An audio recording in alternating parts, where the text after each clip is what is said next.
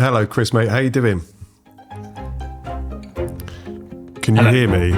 I can now. Okay, It would good. help if I put my sound on, wouldn't it?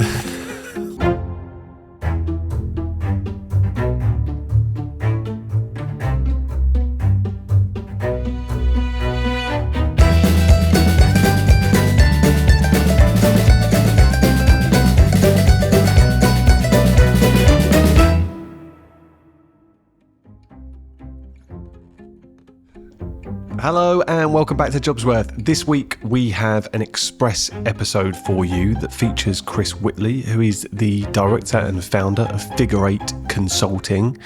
Chris is, again, someone that I met in LinkedIn land.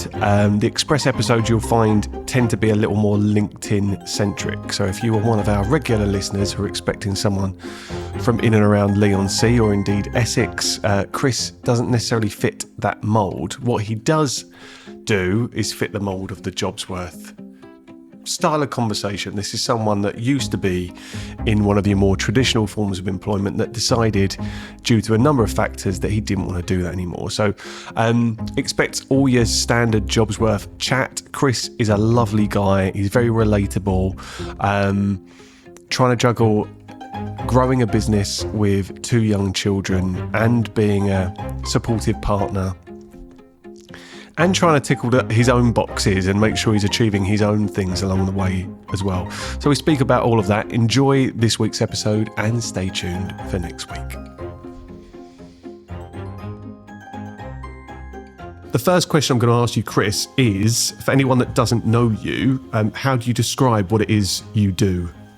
Yeah, sure. So I've probably got two ways of answering that. The first one is like the polished corporate way, which is we work with organisations to bring clarity in their decision making and help them to deliver the changes that they need in the best way that they can, which I feel like sounds quite nice. The second way of saying it is that I generally work with leaders to help them see the wood for the trees, and to help them engage their people more, so that they're bringing change and delivering change with their people in their business as opposed to the people in their business. Okay. So is that with a bit more of a focus on a user adoption and engagement rather than this kind of hard line that is, this is happening, you're focused on let's get people on board and going along with that? A lot of it is more around, okay, so you know roughly where you want to go with the business. So if you're a leadership team, you know kind of where you want to be headed, you know that there's some changes that you need to make, but actually you don't know where to start. You don't know how to kind of go through, without using the word like change management cycle, but go through that process to actually make it a success. So a lot of the businesses that I work with are large, substantial, successful businesses, but actually when you look into it and you lift up the cover, they've got poor engagement, or you know, people are always kind of more negative about things when they make changes because they've not invested in kind of working with the people. They just sort of think, right, this is the right thing to do, let's do it. Understood. Okay. Well, that will resonate with anyone working in and around that space. Obviously, there'll be plenty of people listening that don't operate in that space. But exactly, if they want to find out more about what you do, we can share some links when we share this episode too. Yeah, so sure. I was combing back through your LinkedIn profile yesterday. That's Chris. dangerous. It is, isn't it? Because I mean, yours is nice because it goes back a ways for me to kind of get an insight of maybe some of your earlier career. Yeah. I didn't know before this, and we mentioned in the preamble that you'd done. Was it a degree in music?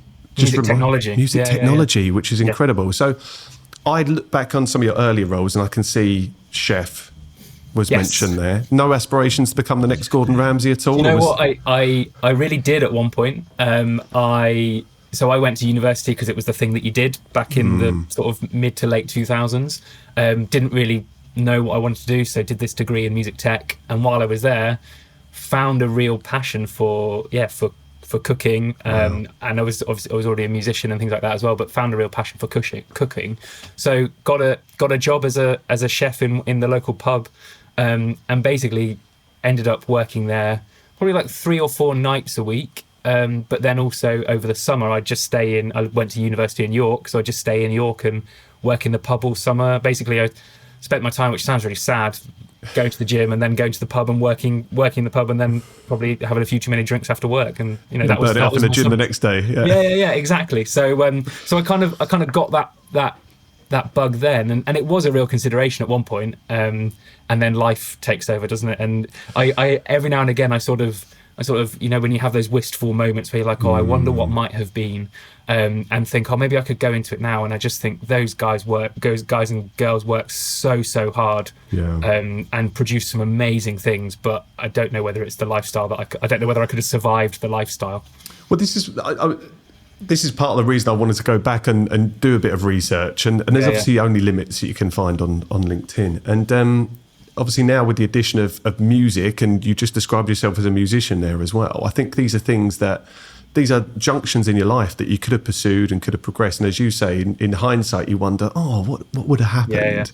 I've kind of described it previously as sliding doors moments, where you kind of get to a junction, you go one way or you go the other. There's kind of a different timeline of your life where maybe you're in a Michelin star kitchen, or maybe you're on stage somewhere. What did you play out of interest, Chris? What is your... I played guitar as my main, and then I played drums and I sing as well. Not very well anymore, but I was more nursery rhymes these days than anything else. But I used to. So when I was a teenager full of angst, I'd be in sort of angry punk or metal bands, nice. And then kind of found my softer side. So I kind of went down the sort of acoustic folk sort of stuff, and yeah, I'm not going to say success. Like I used to tour a bit, and I had some songs played on radio and things like that. Like but I didn't make any money. Like That's amazing though, Chris. Yeah. Wow. So that was really good. And do you know what? When I look back at it now, one of the things that it did give me is a level of, I guess,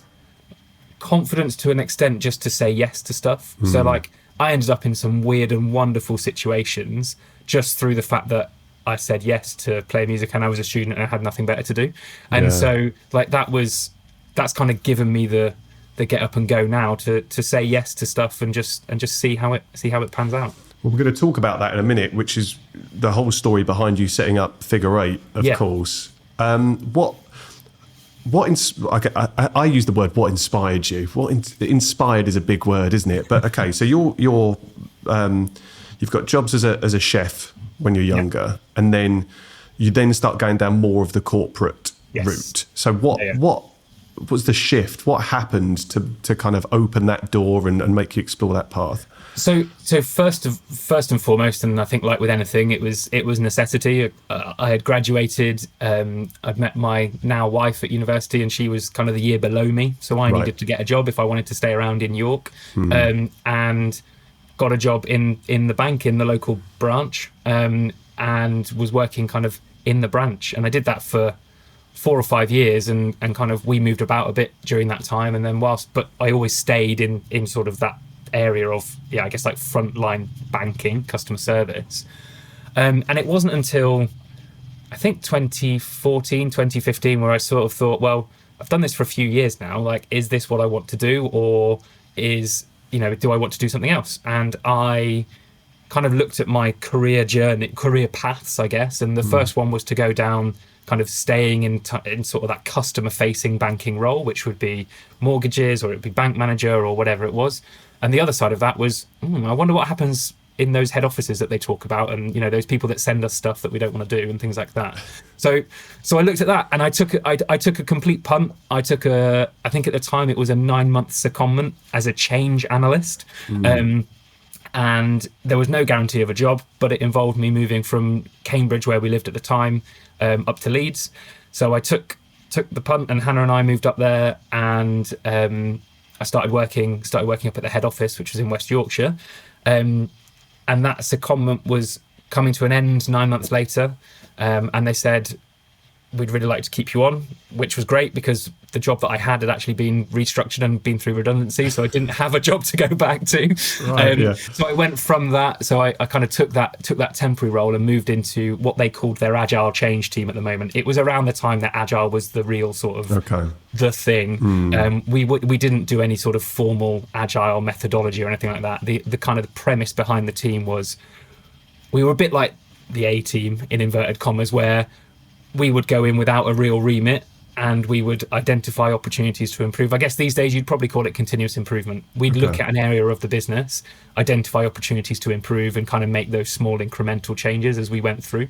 So in that time, I kind of cut my teeth, I guess, on change and sort of some project side of things. I spent some time working with the bereavement and power of attorney teams, and we like streamlined their process. So at the time, the only way that a customer could register a death or kind of register a power of attorney for a relative that needed it was by going into the branches and booking an appointment and then waiting a week and doing all that sort of stuff.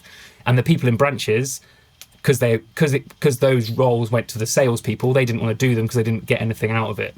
Got you. They're not incentivized in a way. Yeah. Yeah, maybe I shouldn't have said that, but they did want to do them, but they weren't incentivized. Yes, understood. Yeah.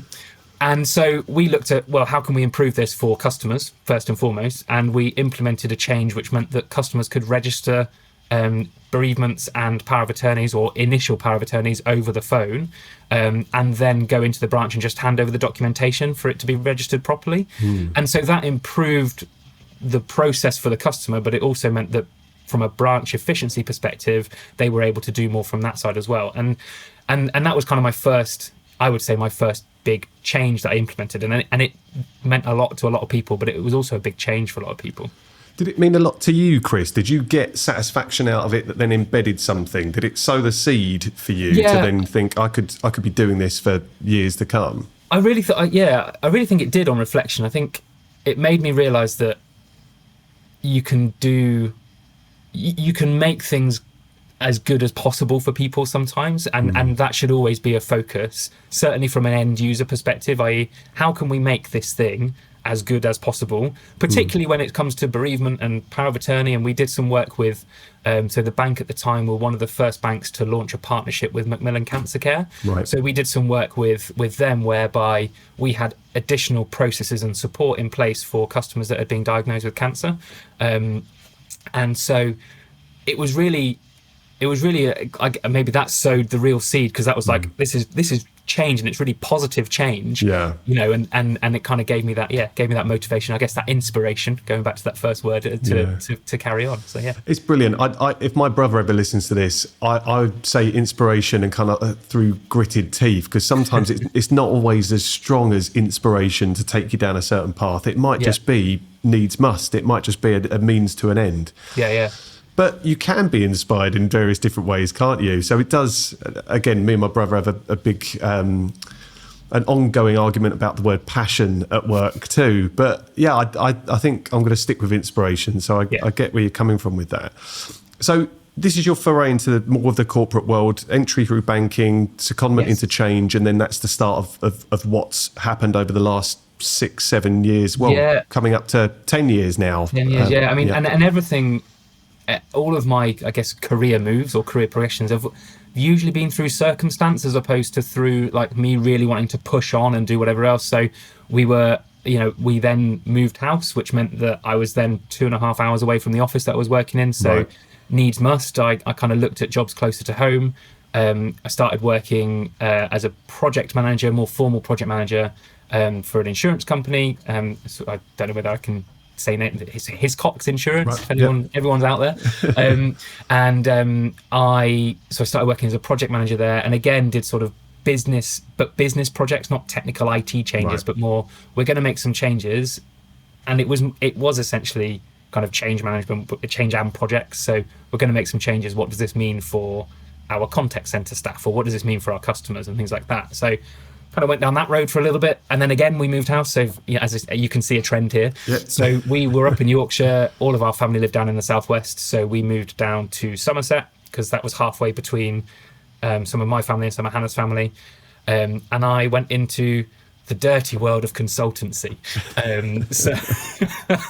But it wasn't. I worked for a fantastic company called 9 Feet Tall. They're a small consultancy, but that was where I really kind of got stuck into that more strategy side, the strategic planning and the change leadership piece. So less around the delivery and more around the how can we do things as best as possible within a business. Understood. I'm gonna go back to something you said, the dirty world of consulting. Because was that the perception? Absolutely. Before you started working in it, because I think it's the same for a lot of people. And I think it's still the same now for a lot of businesses and a lot of larger consultancies. Kind of have driven that perception, unfortunately. And it was my perception. It was a perception at the time. You joke with people when you said, "Oh yeah, I'm a consultant." And they were like, "Well, what does that actually mean?" So yeah, it was that perception at the time. But I got stuck in, and that there was 25 of us. It was a brilliant sort of team mentality where we all used to get together on a Friday and we'd do learning and development stuff and opportunities like that. And then COVID came along and kind of put pay to all of that. I was traveling all over the country. We didn't have kids, and it was fab. And then COVID came along in March, April 2020, and sort of shut all of that down. I went on furlough for a period of time. Had our first child, and I went from that into the civil service because I decided that actually I wanted to go down a different path. Yeah. Okay. So that happens, and obviously a baby in that time too. That in my life when I had my first child, which was 2018, forced me to completely recalibrate and reassess and reprioritize everything. Yeah. So you've got a baby, you've got all this experience now, and in 2022 you decide that you're going to set up Figure Eight. Yes. Why?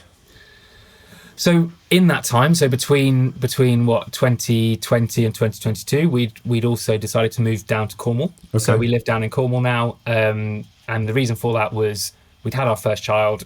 All of Hannah's family lived down here, and we were like, we spend all the time that we could go anywhere during that period of time. We ended up coming down here, so we were like, well, why don't we just save on the mileage and bankrupt ourselves by buying a house down here instead, which we did, right? And we moved to a place in Cornwall where we'd never been before. We didn't know anything about the area, and do you know what? It has its ups, it has its downs, but it's a really beautiful place to be, and cannot complain from that perspective. But so I was doing that, and I was working in the civil service as an interim head of change for the marine management organisation, and the call came from kind of the civil service around that time that people needed to go back to offices, and mine was in Newcastle, so slight issue. Yeah. So there's a slight issue there. So we tried to work it through, but it wasn't going to be. We could have made it work for me, but I felt that it wasn't then going to be fair for my team and the people that I was going to be working with. So I decided to step down from that post, and I went into contracting. So I started contracting for a global tech software company on their change team. And during that time, talking about, I guess, inspirational necessity or moments, those sliding doors moments, one of an old colleague of mine, an old friend, got in touch and said, I've just set up my own business. I'm just about to start working with this big construction company. I'm going to need some help. Do you fancy it? But you'll need a limited company.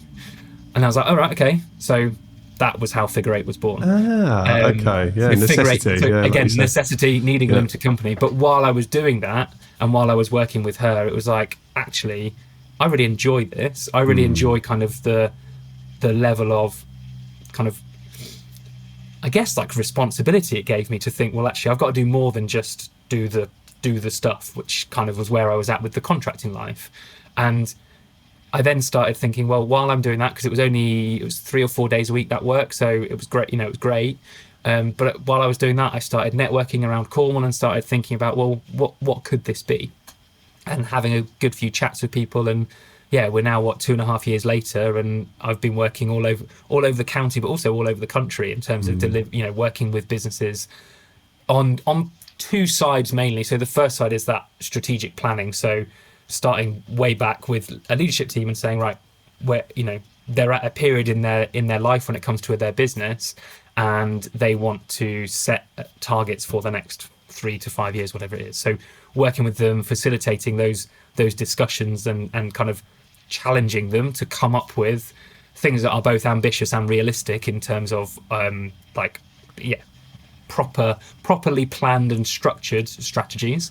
And then the second part of that, and kind of it also happens in isolation, is then, right, you've got all these grand ideas, what's the reality, and how can you make that work for your people? So that could be either through helping them to deliver change, or it could be helping them to build the capabilities that they need within their organization to deliver the change. So working with their people to say, do you know what, maybe you could do some things a little bit differently, or here are some structures or some hints and tips and techniques that might work. So yeah, kind of it's still building, and I'm still learning, still growing, and still kind of. That's why I was so scared about the first question of how do you describe what you do, because it changes, right? I mean, look, I'm glad I'm asking the questions, because if someone asked me that, I would really struggle to give you a coherent answer. Yeah. It is tough, isn't it? And I know some of these questions put people on the spot, but it also forces you to really think and reflect a lot of the time on what it is you're doing. And I'm interested in the why and the how with these episodes. So, by the time you set up, had you had your second daughter, Chris? Yes. Yeah. So what makes you think with 2 kids, well, it's a good I'm just idea. going to put some more on my plate now? And how much did having kids kind of change your approach to work? Did that feed into, I need autonomy now, I want to be my own boss, to have a little bit more control? We'll talk about the reality of that over my time and my ability to be present as a dad. Yeah, so I think I talk about it being like a spur of the moment thing to set up a business, but I had been thinking about it for a while in terms of what are the next steps, and some of the driving forces behind that were the kids, and were the fact that actually we all, if we're honest about it, we all would love to work less and earn more and have more time. And one of the things that I really struggled with when I was a consultant, but also when I was a contractor, was putting a value on my day.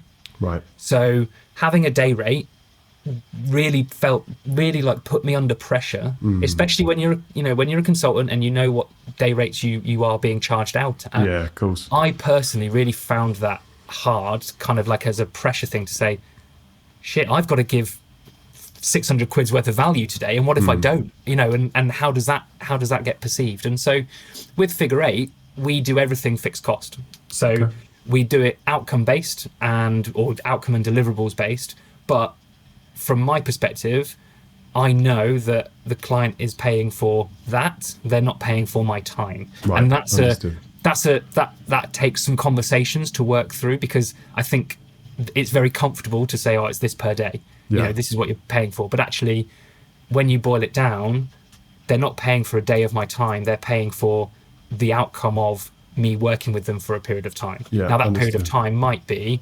5 days a week for 3 months, or that period of time might be a couple of days every month, but it's the outcome that they're working for, not the time that I'm putting into it. That makes sense. Sense. And so that kind of works a lot better for me. But also in the background then, and I'm still working on this, don't get me wrong, the idea is to give me some more flexibility. So case in point, my eldest little one was ill the other week. Hannah was away with work, and I just had to drop everything. And usually I'd have been worried about the fact that I've lost a day of work, and as a contractor that can be quite a lot of money sometimes. And it can have knock-on impacts, whereas for me I was like, that's fine, I don't need to worry about that, because my days are not what are earning me my money. It's my value that I add. Understood. Yeah, I think that's good, and I think you've engineered something there which works for you. I think your clients and the organisations you work with definitely see the benefit of that too. But you have to find a way that makes you comfortable with the way you work. Otherwise, it's going to be very hard to do that longer term. Exactly. What would you say has been one of the hardest things about building the consultancy, Chris? One of the hardest things, I would say it's the dropping the need for perfection all the time. And what I mean by that, because we should all be striving to do our best work, and that's absolutely fine, but what I mean by that is not thinking that everything has to be absolutely perfect before you start having conversations with people. Not waiting until you've got all of your workshops all kind of like carefully crafted or things like that before you start talking to clients about actually what do they need. Because you can then really sort of pigeonhole your own brain into thinking, I've got the solution, they are the problem. Whereas actually what really works, and what has really worked for me, is having those conversations up front to understand what their priorities and challenges are, and just having like a bit in the background that goes, well, I know my stuff, and I know that I have got something that will work for them, but not going in with like preconceived things of, I'm going to sell them this package, or I'm going to sell them this, they need a change manager, or they need this, because it doesn't work like that. And that's when I think people feel sold to, is because you're going in there with a preconceived, I'm going to offer them this. Yeah, understood. So I think that's been the hardest thing. And how have you overcome that, Chris? Is that just time? Is that just mistakes, bit of trial and error, finding your feet as you go? Yeah, absolutely. I think it's all of the above. I think it's really sort of thinking about and getting comfortable with a sales process, because we are salespeople, when we're doing it for ourselves, and that's something that I think has taken me some time to sort of get comfortable with, because you can turn around and say, well, I can completely empathise with that. But do you know? But we are. But we need to find the right way that works for us to sell ultimately, and my right way is to really get to know a person and a business, and understand more about that, their priorities, their challenges, so that I can say, well, how about this? Have you thought about this? Here's how Figure Eight could help.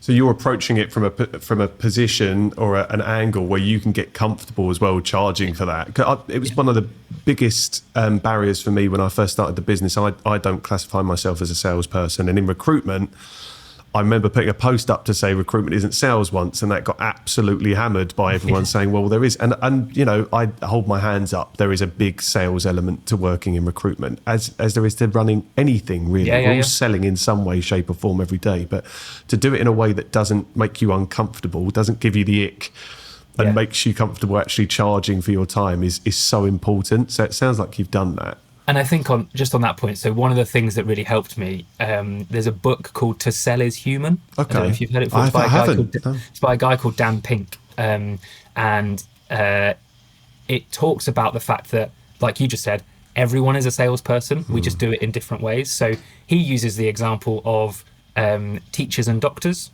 and how a teacher is ultimately selling a way of learning to their pupils, and trying to sell the fact that actually it's good that you should learn these things because of X, Y, and Z. And so, that was something that really kind of, in a weird way, resonated with me, to say, well, yeah, actually, we are all trying to convince people that what we do is the best way of doing it, or what we're telling them is the best way to do something. It's a really good point. I'll have to put that on my reading list, because getting comfortable with selling is still it's still a work in progress. I think it is for everyone, and unless someone is saying that they are the king of sales, which tends to be quite a salesy thing to say. Okay, what keeps you going, Chris? You've been going for 3-ish years now. What keeps you going? What keeps you getting up every day and doing this? I really enjoy it. I think it's probably like, and I say that in the sense of, I have bad days. I have days where I'm like, screw this, I'm giving up, and we all do. But I really enjoy that it's my way of making a difference. And so that hopefully comes out to my clients. But like for example, I do some workshops with the Cornwall Growth Hub down here. Okay. And that is working with small businesses. And so I have run day workshops with them all around strategy and strategic planning. Now, they aren't my clients. They aren't the type of people that I will be working with day in, day out. But the value that they get out of spending, well, I hope, from spending a day kind of away from their business and getting some structure in how they plan some stuff, that I really enjoy that. But I also then really enjoy kind of those really like complex sort of bigger business problems where you're like, right, how do we solve this, and how do we work it through, and kind of seeing that switch flick in someone's head where they're like, yeah, I get this now, or I understand that change isn't just the fluffy stuff anymore. Like it's a real sort of, it can be a really like psychological thing that has a real impact and a tangible business benefit.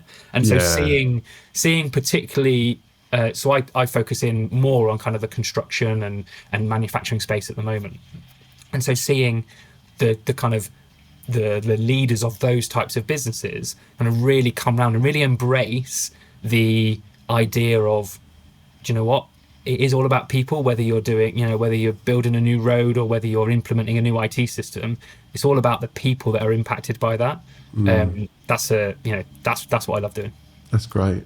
That is fantastic. And I think you can tell that as you're speaking, you get that sense of energy.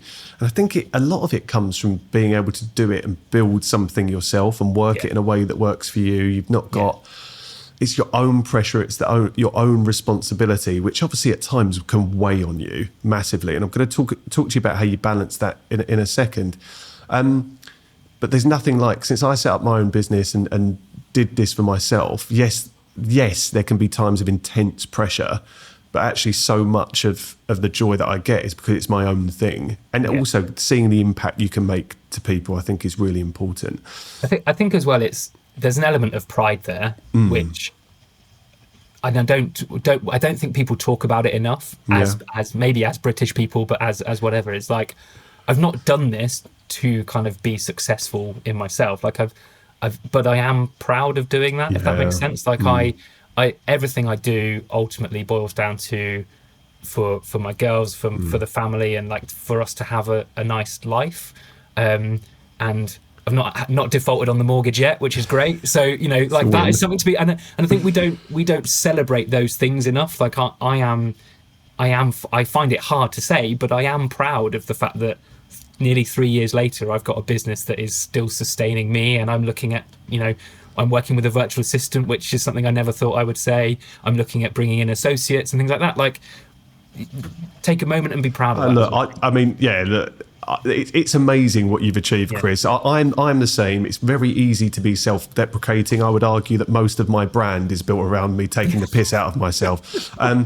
But there are moments where I have to say, God, I'm proud of what I've done. Yeah. You sit there and it's a huge thing to take the leap out of being employed, whereas there's perception of security. Yeah. Because I have to say, there are people that are in full-time employment and have the rug completely pulled out from underneath them.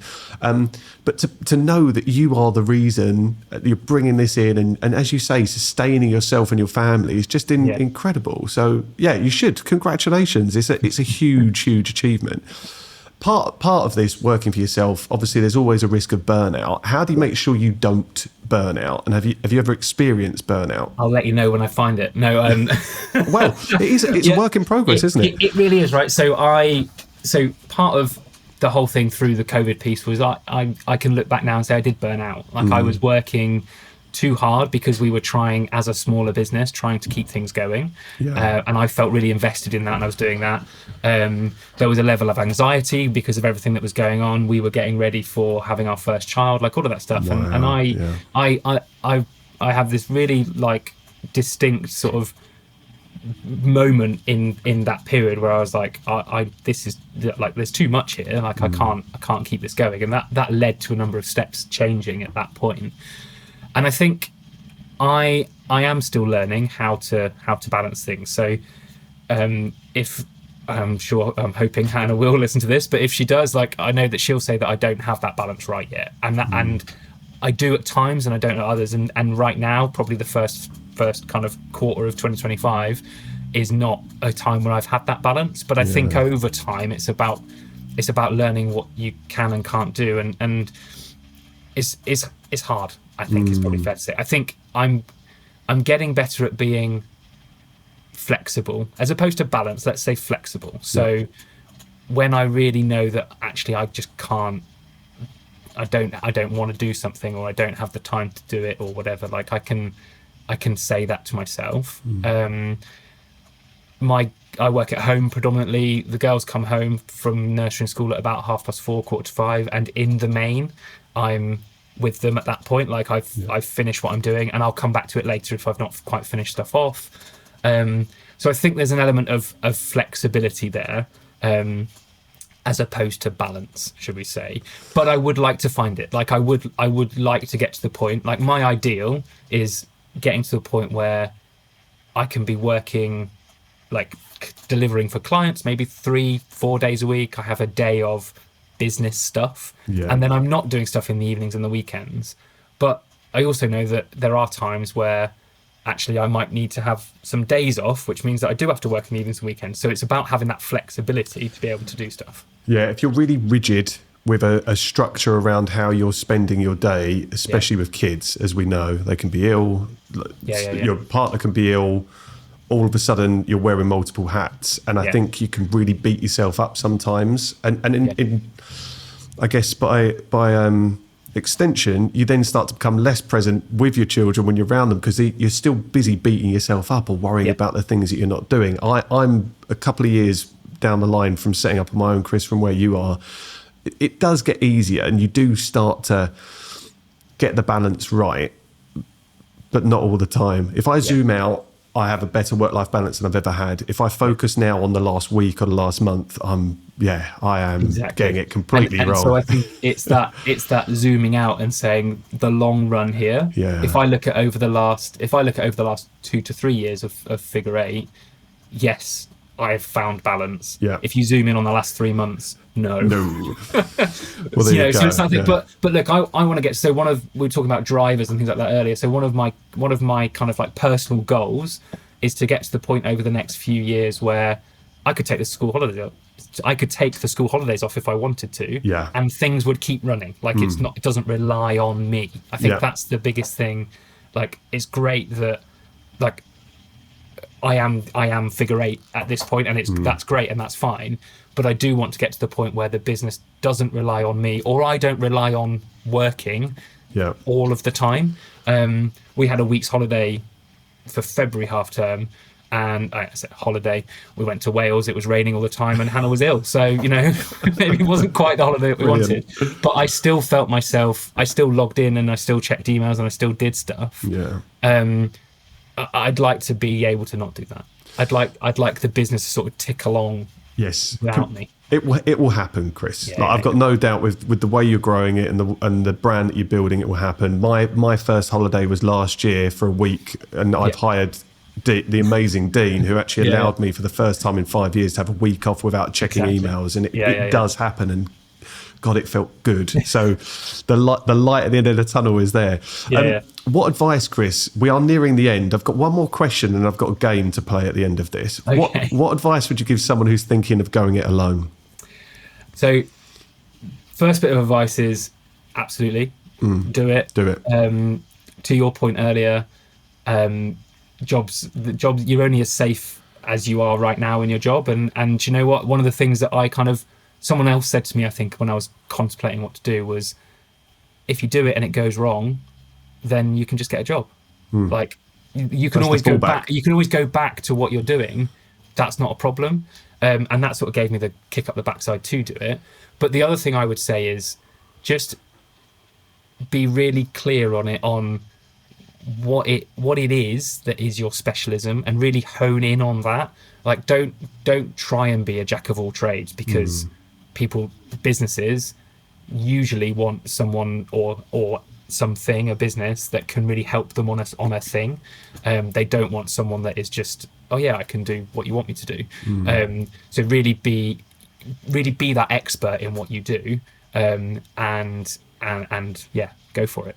Yeah, I think it's like owning your niche, as cliche as it has now become, because a lot of people kind of put that out there. You only have to jump on LinkedIn or go on Instagram for a second with people that are trying to flog business courses. But it is really important to start. It helps you focus too, and it helps you start to build a brand in a specific space. So that's a really good bit of advice. And one of the things that I do a lot that I say a lot with my clients I work with is, the point of having like a strategic plan is to enable you to say no to things as much as it is to say yes to things. Yeah. And so having that sort of clarity in your own head from a business perspective means that you're not just going to think about saying yes to every opportunity that comes along. Because look, we all do it. We say yes to the wrong things, and that's fine. You're starting out. Actually, that's sometimes the way to start, is just to say yes to stuff.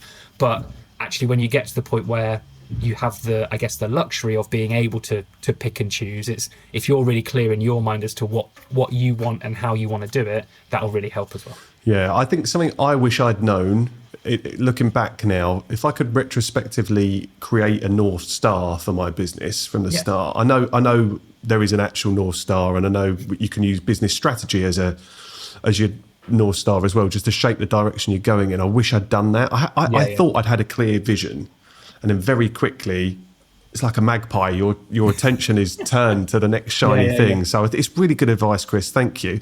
Right, we're going to close out with a game. You said on your form that I asked people to fill out ahead of this, that since moving back to Cornwall, you are living up to some of the most Cornish stereotypes you can imagine. Yes. So I've made the closing game very Cornish, especially for you. So we're going to play This or That, the Cornish Is this with the help of edition. Dean? Or...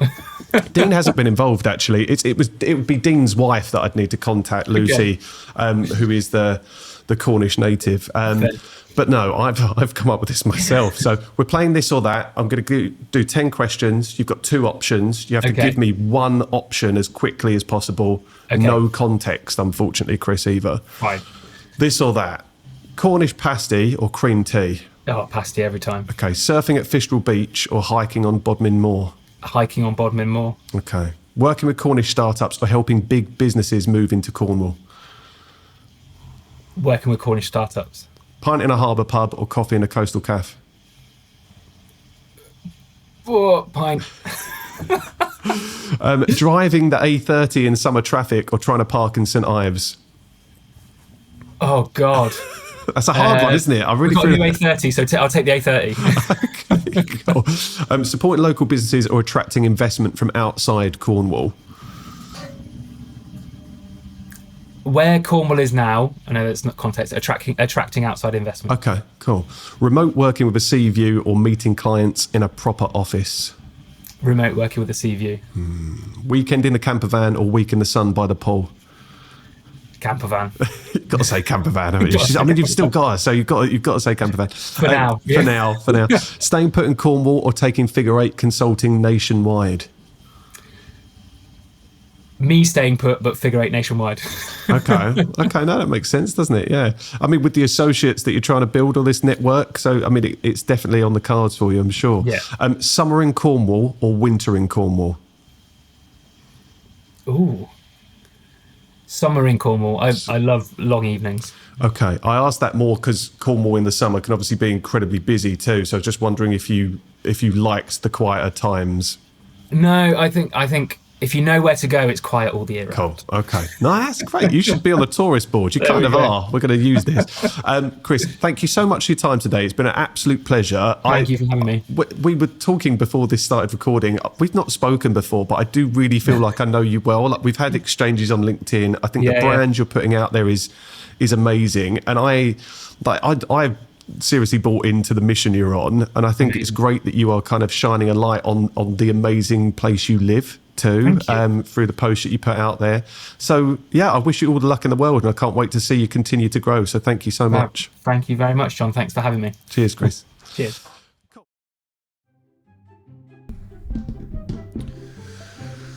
All right. Oh, nice. John back on the screen again, asking us to rate and review the podcast. Yeah, it's exactly what I'm doing. I'm not going to keep you too long, but if you enjoyed that episode, I'd appreciate it. Producer Tom would appreciate it. My other half, Sophie, would appreciate it because I just keep moaning at her that no one does it.